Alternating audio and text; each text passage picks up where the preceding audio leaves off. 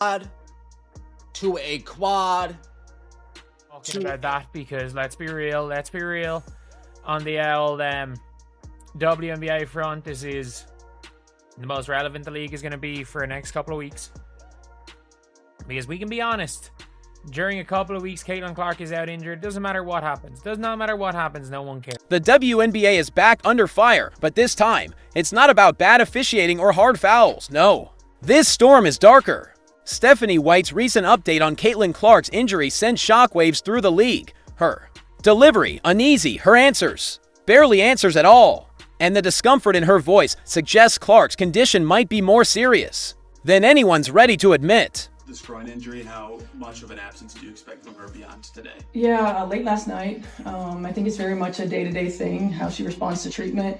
I stay in my lane and let our strength and conditioning and our physical, our AT staff do what they do best. But yeah, I found out late last night, and then we'll treat it day to day. Back-to-back a factor at all with that? I mean, I don't know if it's a factor from a physical standpoint, from an athletic training standpoint. Certainly in my mind, it is. But at the same time, she's shown that she's tough and she's a quick healer. So the brutal reality is finally catching up after months of relentless physical abuse. Caitlin Clark's body has reached its breaking point. The league's brightest star is now sidelined with an injury nobody saw coming, or worse, one everyone refused to see coming. Seconds left. How much patience do I need to have before I can start going nuclear? Because I am getting very frustrated with what I am seeing. To everybody that said Caitlin Clark didn't look like herself, salute to you. For everybody that said Caitlin Clark might be going through something, salute to you. Clearly, you all saw what that person that stands there like this can't see. We all saw what was going on. Man, something's not right. When Stephanie White took the podium to address Clark's groin injury, fans expected a calming update. What they got instead was confusion. The Fever's head coach looked completely blindsided, offering nothing but vague statements that raised more questions than they answered. He reported yesterday, pain in the left groin.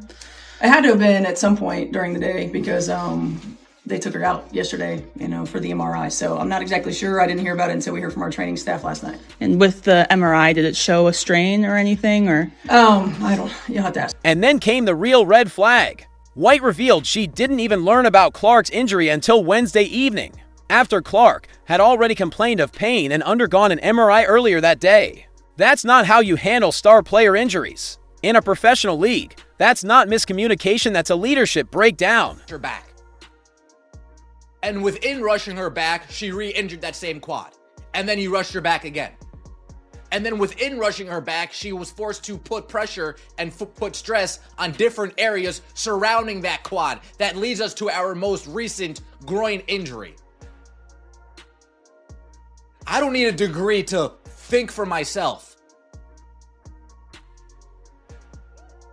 If you've ever been to the gym, you got some chest pain, next thing you know, you got some shoulder pain. Why? Because instead of using your chest muscle to do the exercises, you compensate and start using your shoulder to... What made things worse? White repeatedly admitted she was left out of the loop. I'm not exactly sure. I didn't hear about it until we heard from our training staff last night. She confessed that's not just sloppy, it paints a picture of a coaching staff in the dark about their most valuable player's health. She's dealing with a lot herself, right? Stephanie White. Of course, she's missed, 2 games so far because of personal issues. So I don't necessarily know what her personal issues are. Hopefully it's nothing like DeWanna Bonner's. But nonetheless, she's dealing with some things of her own. So maybe it's a tad bit difficult to keep up with every single thing that happens with her players. And then, of course, she got this news late at night. So I don't know what time this could have been. It was posted early in the morning. So, she's probably just now getting into the facility and trying to figure out what's going on with Caitlin. Let me see the MRI. What happened with the MRI? They probably caught her right before she can get off. Still here. Good, and forget to subscribe. Now, let's talk contrast. When Clark was dealing with her previous quad injury, Stephanie White was clear, detailed, and transparent. Fans got timelines, updates, real information, but now radio, silence, no recovery plan, no estimated return, just confusion, and when transparency vanishes, it usually means something deeper is going on behind the scenes.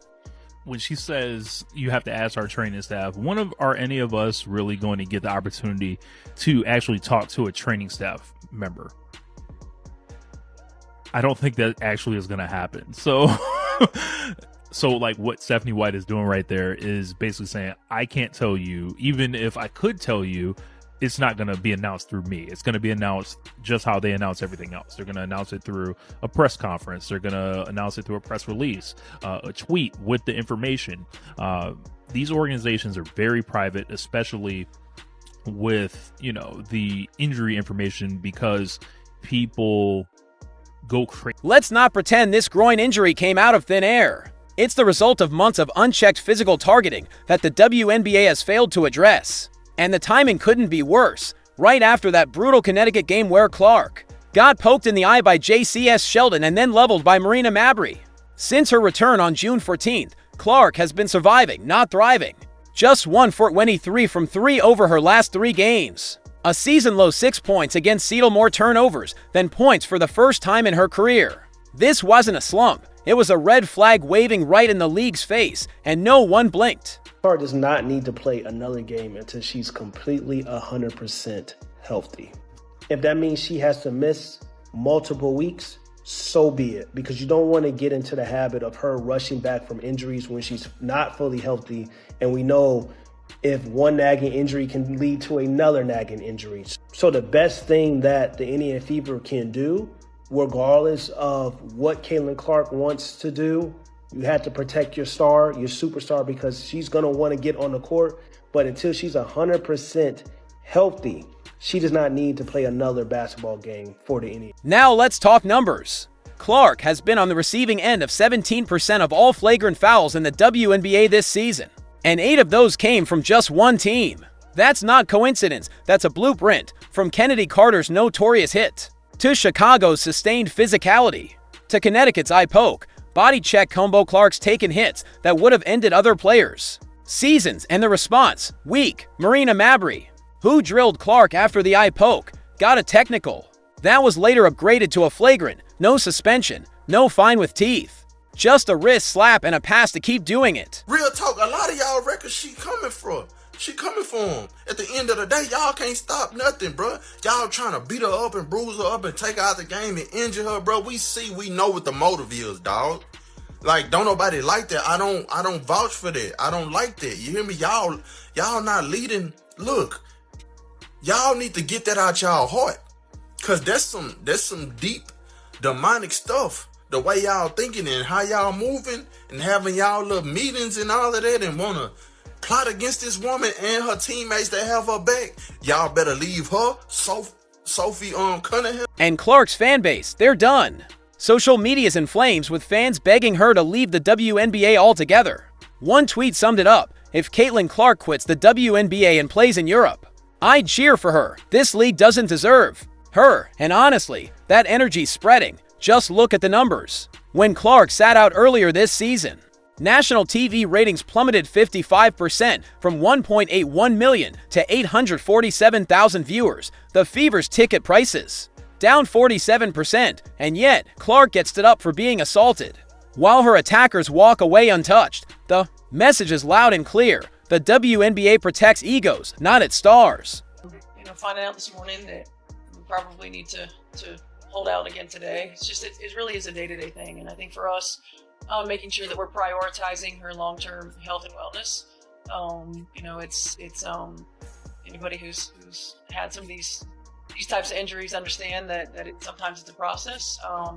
She's a quick healer and she's been doing everything that she can to get back on the floor. So, we just want to make sure that we're hypersensitive to the big picture.